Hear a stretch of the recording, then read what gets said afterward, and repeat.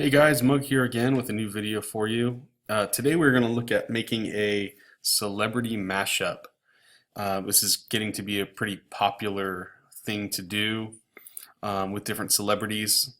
There's been kind of a cult following of a few artists that do this, and it's a lot of fun. But in reality, I mean, even though it's fun to do, it actually challenges some of your skills here in Photoshop. So it helps you learn how to mask, how to blend, how to do some color corrections, also some transformations. So it kind of combines a few different skills together that in the end are actually pretty funny. So I just recently did one where I mixed together Megan Fox and Ryan Gosling, which are two I would say good-looking celebrities, and when you put them together, you don't quite get that result, so it's kind of funny to look at. So for today's lesson, I'm actually going to show you how we're going to put together Taylor Swift and Taylor Lautner, also thought of as two fairly good-looking younger people, and we'll see what happens when we combine them together. So what we're going to do is I have both of these documents open in Photoshop, and I'm going to click and drag the image of Taylor Swift over to the other document here. And I'm going to just drop it right in there. And you'll see that it makes a new layer for me over here on my layer palette. And the image of Taylor Swift is pretty large, so we need to transform that particular image. So we can either check this box up at the top here that says Show Transform Controls. We can also hit Command T on our keyboard or Control T for the PC user, and we can make sure that we resize. Now, keep in mind that you want to keep it in proportion unless you intentionally want to stretch their faces, which you could do in a project like this because it makes it kind of more fun and interesting. But anyway, you want to hold down the Shift key, and that will make sure that they decrease in size proportionally. And what we're going to do is we're going to eventually try to line these two up. So what I'm going to do is I'm going to finish this transformation. You can finish a transformation by hitting Return or Enter on the keyboard, and that will finish the transformation. Now the brackets are still here for the transformation because I have my box checked at the top left up here. But if I uncheck that box, you'll see it'll go away. So some people don't like having it showing. Some people like having it showing. I really don't care one way or the other. It doesn't really matter to me. But what I'm going to do is zoom in here, and in order to line these two faces up, I need to change the opacity of my layer, which means I need to make it kind of see-through here. I'm not going to make it completely invisible because I do want to see where her facial features are, but I want to make sure that I can see through to the background behind. So when I select this layer, I can go to my opacity for this layer right over here where it says 100%. And I'm going to bring that down to somewhere around 50. It doesn't have to be exactly 50, but somewhere in that range. Then I'm going to get my move tool, and I'm going to move it close to position where it needs to be, and you'll see that her face is still a little bit too big, so I'm going to shrink that down and transform. So I'm always going to hold Shift again until I can get it roughly the right size. Now I'm looking at a few things. So one thing I'm looking at is how their jaws line up. I'm also looking at how their facial features line up, because if there are specific features on somebody's face that I want to accentuate or use, I want to make sure that I have those things lined up first. So I'm just going to continue to move this around just a little bit. And his eyes are much closer together than hers in general. But I'm also looking at the size of the ears and where the jaw is lined up. So I think we're pretty close. Their noses and their mouths don't quite line up. And so if I wanted to make those line up, I would put it somewhere in this range, but then their eyes don't quite line up. So like I said, it really just depends on what you want to line up. I'm going to transform just a little more, get this lined up here. I'm going to get it kind of in a general spot here where kind of not everything's going to be lined up perfectly, but everything will be close. So that way whatever part of the face I choose to use will be lined up. Now, when I look here, when I look at their eyes, they're already pretty lined up. Sometimes we'll have to rotate our image because someone's pose, let's say they turn their head to the side a little bit, it has to be rotated. So in this case, it doesn't look like I need to rotate. But I will, I'm going to increase the size just a little bit. Like that. And that's going to allow me to line up their nose and their mouth and their jaw pretty close.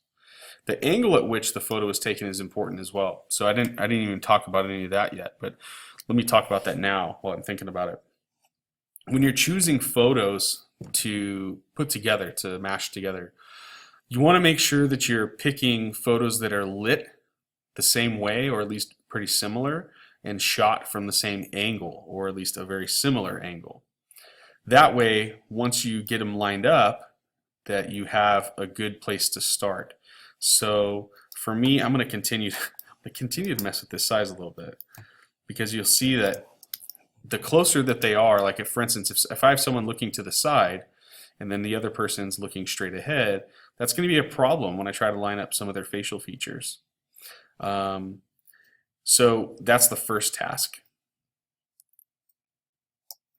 The next task, obviously, is finding the correct lighting. So if you have a shadow falling on somebody's face, a dramatic shadow on the left side of their face because light's coming from the right, then you want to make sure that that's consistent from photograph to photograph. Otherwise, you're going to be doing a lot more editing than you need to do. But in this case, I found photos that are very similar, and they're facing pretty much the same direction. So if you're having a hard time getting yours lined up, you may want to spend a little more time finding the photos that you need. Okay, so now that I've got them pretty much lined up where I need them to be, I'm going to, I do want to apply, I'm going to zoom out, and I want to use the photo that's larger as my background, as my front image, so that I can create a mask showing through it. Otherwise, I'm going to be doing a lot more masking than what I want to do. A lot of people would go to this image and say, okay, I'm going to select this portion, okay, and a lot of people do this. So if you've done this before, it's okay, but I'm going to show you the right way to go about it. So a lot of people might select something like that, and then they'll even forget to mask. And what they'll do is just maybe even copy and paste that. Now the problem is, one, we talked about this in previous videos, that you need to make sure you mask. Okay, and this is not a mask. This is called destructive editing. We've gotten rid of pixels on the outside, so we don't want to do this. I'm showing you an example of what not to do. If I go back here, and I'm going to go back in time a little bit, so I can go back to where I was before the lasso. Just like that. What we're going to do is we're going to put the other image on top, like I said, because there's more pixels there. And we are going to mask this one, because there'll be less masking to do. And if you watched my previous videos, you already know how to mask. So what we're going to do is just do the same kind of process here. My hardness is at 0, brush size, maybe 100 and 150, depends on how big of an area that you want to affect. So I'm going to do about 100 pixels. My flow is going to be at 100%, and I'm going to be painting with black. Okay. So on this top layer, I'm going to create a mask by clicking on this little icon here. And if I start to paint with black, you'll see that it's going to hide some of his features and it's going to show hers. Okay. And if we go farther, right, we're going to reveal some of her hair, and we're going to start blocking out some of his. And so as we make decisions, as we go from different parts of the image to other parts, we're going to choose which features we like and which features we don't like. So for this example, let's just say I want to use her eyes, but I'm going to use his nose, his neck, his ears, and his hair, except for maybe the front, because it looks kind of cool. But I'm going to maybe use her mouth too. You'll see that we have some alignment issues, and we can fix that by transforming as well. So if I go back here to my layer, and I can move things as I need to, or even tilt them, because that may not have been obvious when we were lining them up to begin with, but maybe now it is that we need to move it over just a bit. So you'll see here that I've turned it a little bit counterclockwise, which I think it needs. You know, we can adjust it both ways, but I feel like the mouth lines up a little bit better that way. And shift it just a bit. Proportionally, that looks okay. Now there are some color adjustments that we need to make. Also some masking adjustments that we need to make. The bigger brush that we use and the softer we make that brush, the smoother those transitions are going to happen. And we also want to use natural areas of the face that are going to be inclined to color change. For instance, the top of your cheeks are always lighter, or at least, you know, for the most part, because the light's coming from the top most of the time. Same thing here with your nose. You're going to have a highlight on the end of your nose, and then you're going to have a highlight on the forehead. So oftentimes those are good places to help make the blending happen. So I may want to use a little bit more of her face, for instance, to use her cheeks, and then use the chin as a transition, right between the lip and the chin here. This would be a good place to transition.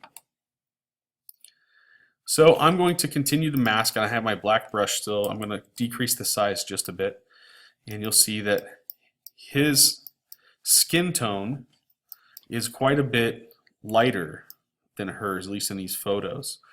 So what we want to do is make sure that we're making any corrections as we go. You'll see here that we can get a little bit more of her nose depending on which color we paint with. So if we paint with black, we are going to be revealing more Taylor Swift, and we paint with white, and we're going to be looking more at Taylor Lautner.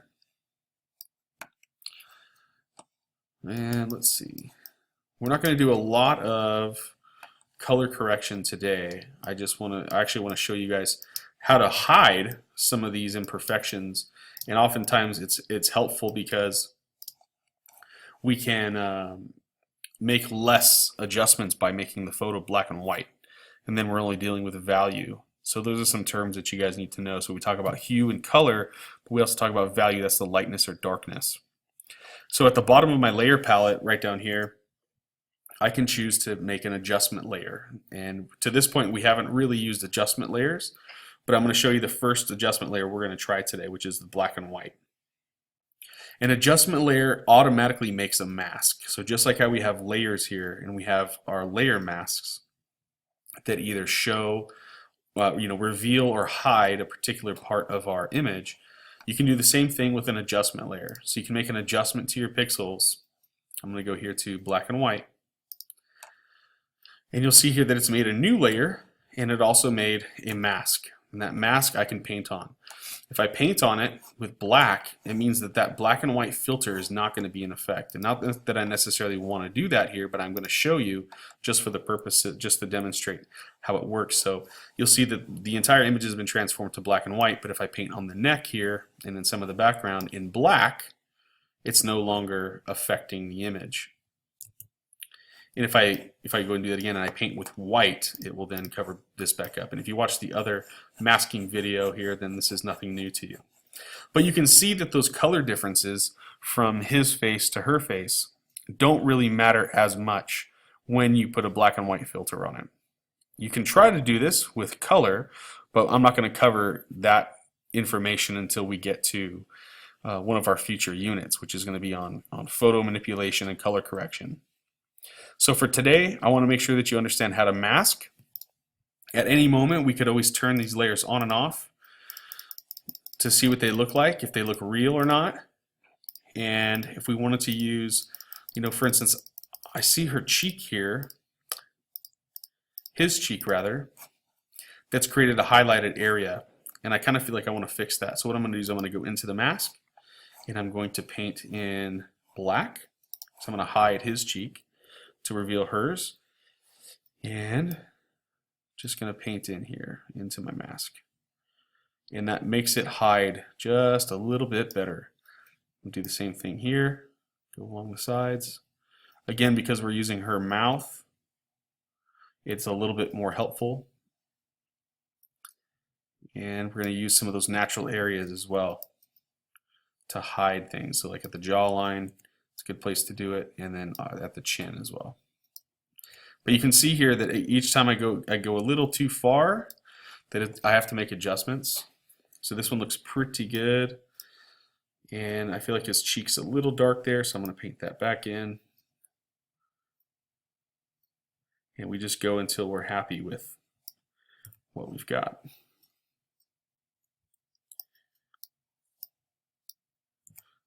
And sometimes it takes a balance here, so that's not too bad.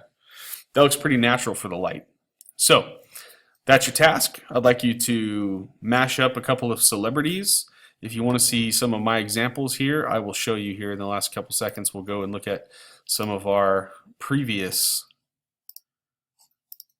mashups.